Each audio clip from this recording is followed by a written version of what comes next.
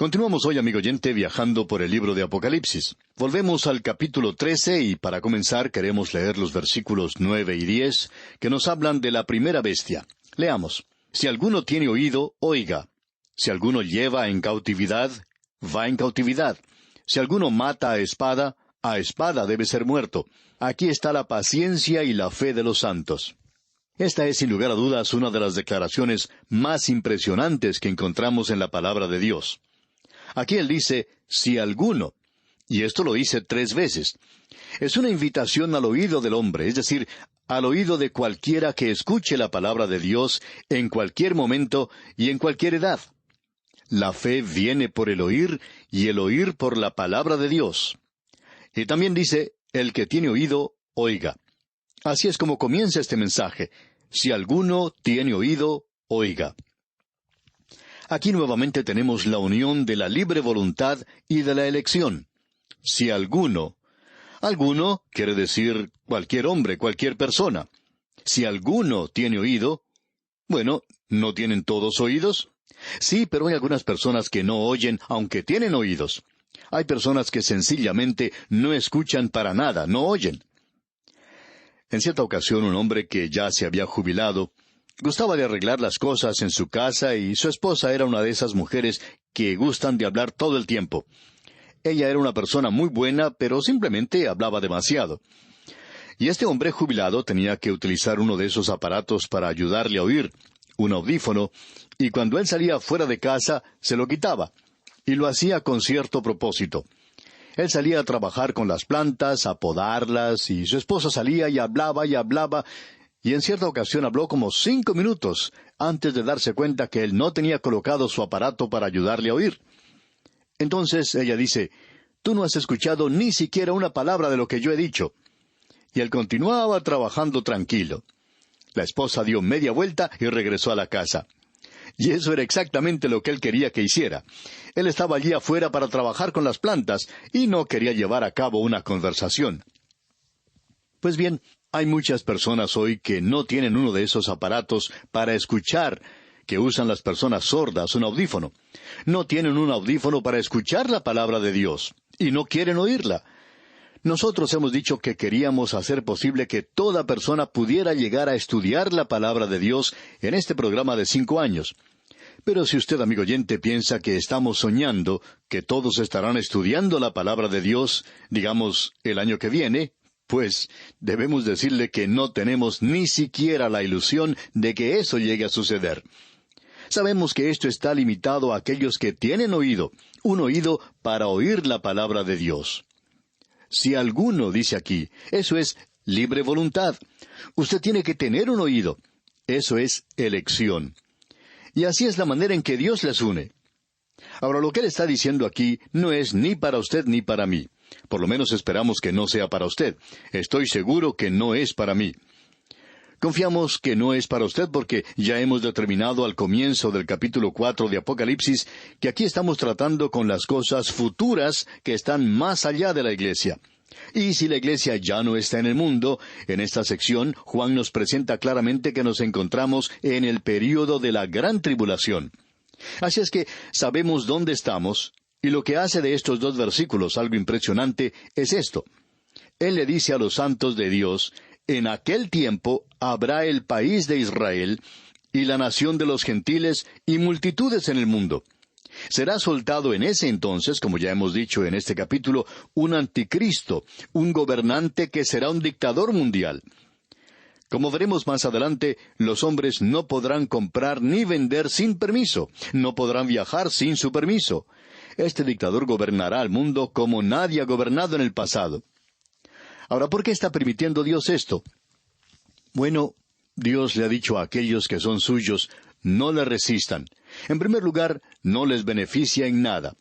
Y lo segundo es esto, esta es la paciencia y la fe de los santos de entonces. Si usted está en el mundo durante la gran tribulación, entonces usted tendrá que soportar con paciencia y fe las pruebas terribles que vendrán aún sobre los hijos de Dios. Así es que aparentemente Dios se ha apartado del mundo y lo ha entregado a Satanás.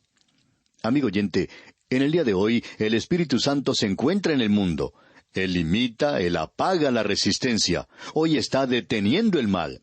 Quizá no le parezca que esté sucediendo así, amigo oyente, pero piense en lo que será cuando Él se ha quitado, por así decirlo, de ese cargo, y cuando se le permita al mal actuar de la forma en que quiera, y Satanás tendrá control de todo.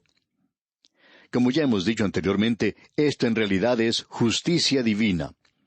Satanás y sus secuaces del mal y la humanidad perdida nunca podrán decirle a Dios: tú nunca nos diste una oportunidad. Y si tú nos hubieras dado la oportunidad, hubiéramos podido solucionar las cosas. Bueno, Dios les va a dar a ellos una oportunidad por un breve período. Y si este breve período no fuera breve, nadie sería salvo, como dijo el Señor Jesucristo.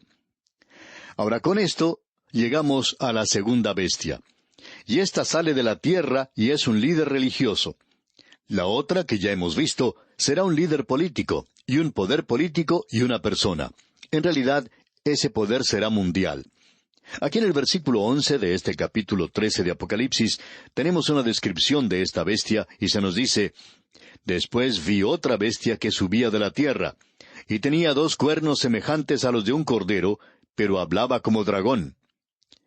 Esta bestia salvaje podríamos decir que es más fácil de identificar que la primera, porque después de haber establecido la primera, no creemos que sea demasiado difícil de identificar la segunda. La primera bestia subió del mar, y la segunda, como usted puede notar, sube de la tierra. Ahora, ¿cuál es la diferencia? Bueno, como hemos visto, el mar representa a los pueblos del mundo. Ellos son como el mar agitado, esa multitud de la humanidad en el presente, y eso siempre ha sido así. Pero la tierra aquí se refiere a la tierra de Israel, y creemos que podemos establecer eso. La tierra de la cual sube esta segunda bestia es simbólica de Palestina, y se piensa naturalmente que la segunda bestia sale de Israel. En primer lugar, él es un Mesías, e Israel no le aceptaría a no ser que haya salido de su propia tierra y fuera uno de ellos. Aquí se nos dice que tenía 2 cuernos semejantes a los de un cordero. Esto nos sugiere su imitación de Cristo. La primera bestia se oponía a Cristo. La segunda bestia imita a Cristo. Él es anticristo en ese sentido, en lugar de. Actúa como si fuera Cristo. Tiene 2 cuernos como los de un cordero, pero es un lobo con piel de oveja. Él imita al Cordero de Dios que quita el pecado del mundo, solo que este pseudo cordero no quita el pecado, sino que lo agrega y lo multiplica en el mundo. Él no viene a hacer su propia voluntad, sino la voluntad de la primera bestia. Él es un Cristo falso, y hablará mucho en cuanto a amar a todos, pero por debajo es una bestia peligrosa, tal cual la primera, engañando a todo el mundo. El Señor Jesucristo dijo allá en el Evangelio según San Mateo, capítulo 7, versículo 15, «Guardaos de los falsos profetas, que vienen a vosotros con vestidos de ovejas, pero por dentro son lobos rapaces». Y este es el cuadro que tenemos aquí. Esta es la personificación de todos ellos, y Él es un anticristo. Así es que son necesarios 2 hombres para llenar la posición que Cristo había llenado, y por supuesto ellos no alcanzan a llenarla, pero se necesita 2 hombres. Nuevamente debemos citar lo que el Señor Jesucristo dijo, y esta vez nos referimos a sus palabras en el Evangelio según San Mateo, capítulo 24, versículo 24. «Porque se levantarán falsos cristos y falsos profetas, y harán grandes señales y prodigios, de tal manera que engañarán, si fuere posible, aun a los escogidos». Para algunos, el falso profeta es como Juan el Bautista para la primera bestia, y algunos la han identificado como el rey Saúl o Judas. Y amigo oyente, eso no es nada más que especulación. Eso no puede ser probado. Notemos que él está delegando autoridad. En el versículo 12 de este capítulo 13 de Apocalipsis leemos: «Y ejerce toda la autoridad de la primera bestia en presencia de ella, y hace que la tierra y los moradores de ella adoren a la primera bestia, cuya herida mortal fue sanada». Esta segunda bestia tiene la autoridad delegada de la primera bestia, lo que hace que sea superior a él. Pero él también está al mismo nivel, tiene el mismo poder. Esta bestia encabeza un movimiento para exterminar a la ramera de Apocalipsis capítulo 17. Y esa es la falsa iglesia que va a pasar a través del período de la gran tribulación. Juan ni siquiera distingue o dignifica a esa iglesia por nombre, porque no es una iglesia. La verdadera iglesia ya se ha ido, y esta es llamada una ramera.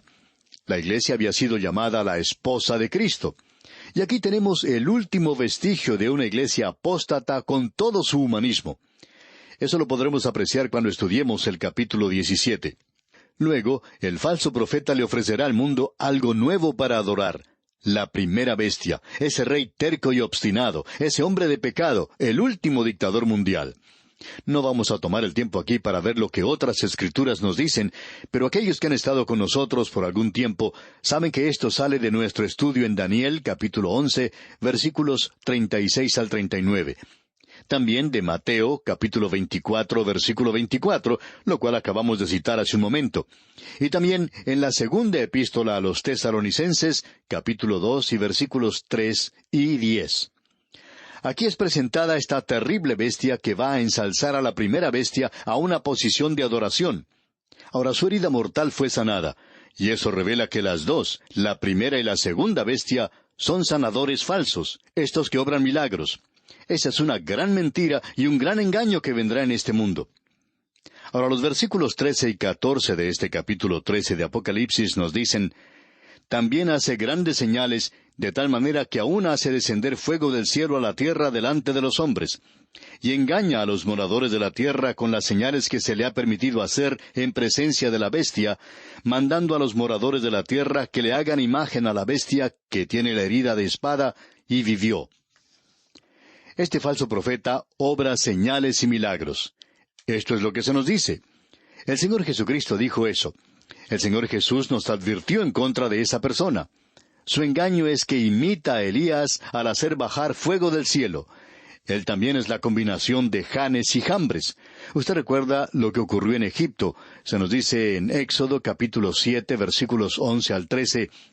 Entonces llamó también Faraón sabios y hechiceros, e hicieron también lo mismo los hechiceros de Egipto con sus encantamientos, pues echó cada uno su vara, las cuales se volvieron culebras, mas la vara de Aarón devoró las varas de ellos.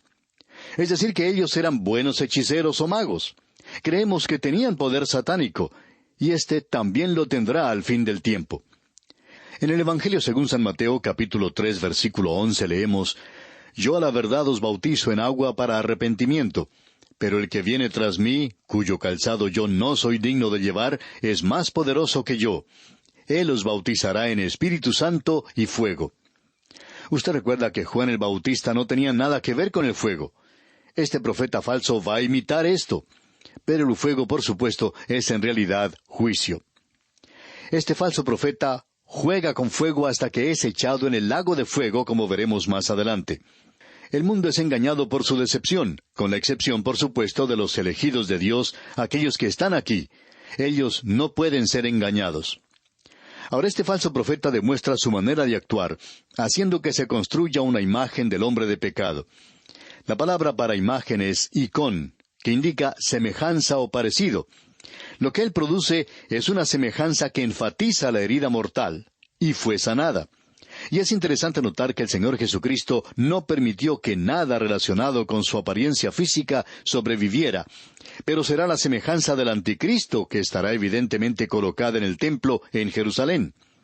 Y creemos que esta es la abominación desoladora de la que hizo referencia el Señor cuando dijo allá en Mateo capítulo 24, versículo 15, «Por tanto, cuando veáis en el lugar santo la abominación desoladora de que habló el profeta Daniel, el que lee, entienda». Bueno, no vamos a usar estas escrituras mencionadas en Daniel, pero usted las puede ver si desea en el capítulo 12, versículo 11. También capítulo 11, versículo 31. Capítulo 9, versículo 27. Todo esto es en el libro de Daniel. Usted puede ver esto y estamos seguros de que le será de mucha ayuda. Esta es la abominación desoladora que aparecerá. Y lo que esto es, y no vamos a ser dogmáticos en cuanto a esto, sino que creemos que será la imagen del anticristo, la primera bestia. Aquí podemos ver el engaño perpetrado en el mundo. Y en los versículos 15 al 17 de este capítulo 13 de Apocalipsis se nos dice: «Y se le permitió infundir aliento a la imagen de la bestia, para que la imagen hablase e hiciese matar a todo el que no la adorase. Y hacía que a todos, pequeños y grandes, ricos y pobres, libres y esclavos, se les pusiese una marca en la mano derecha o en la frente, y que ninguno pudiese comprar ni vender, sino el que tuviese la marca o el nombre de la bestia o el número de su nombre. Amigo oyente, ha habido muchas conjeturas en cuanto a este número y a la marca de la bestia. Bueno, en primer lugar debemos notar que fue dado a aquel que le dio aliento a la imagen de la bestia. Y amigo oyente, este va a ser un ídolo diferente.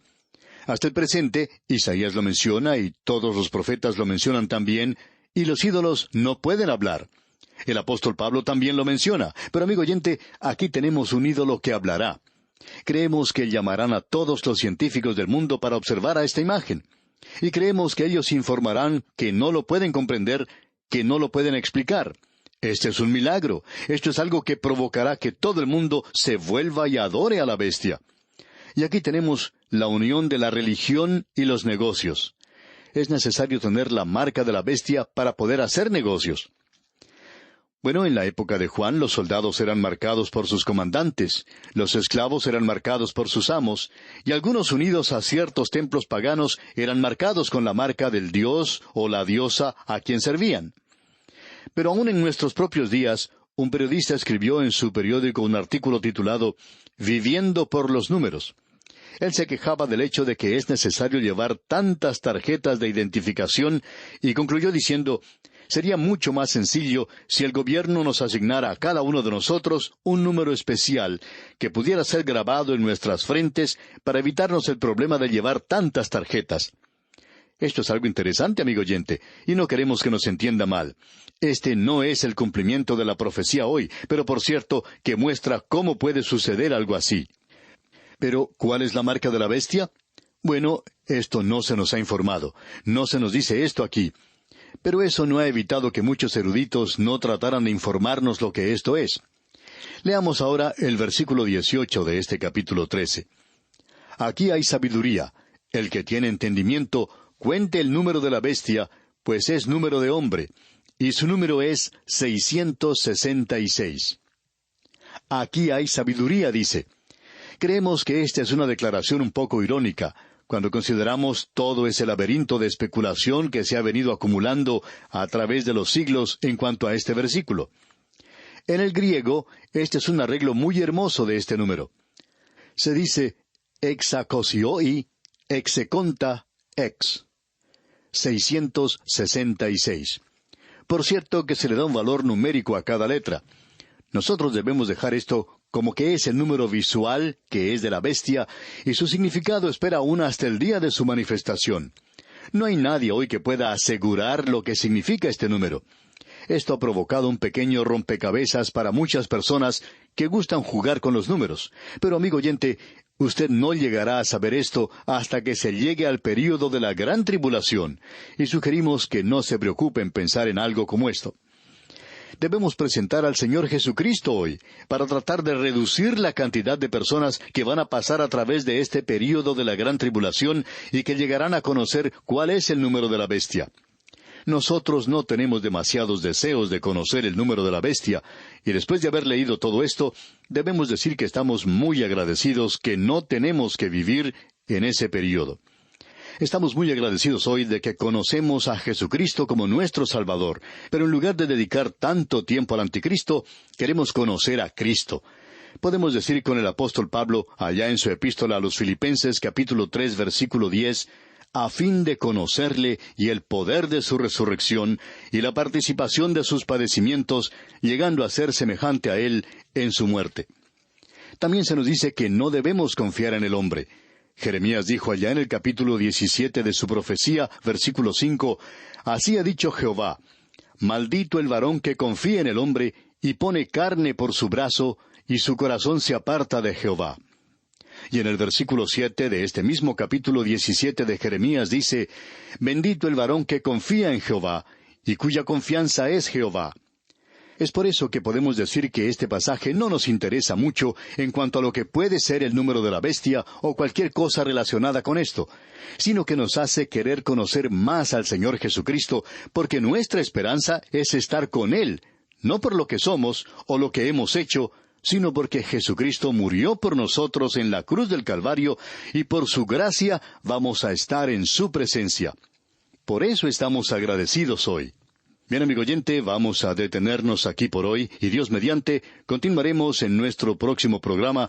Que Dios le bendiga es nuestra ferviente oración.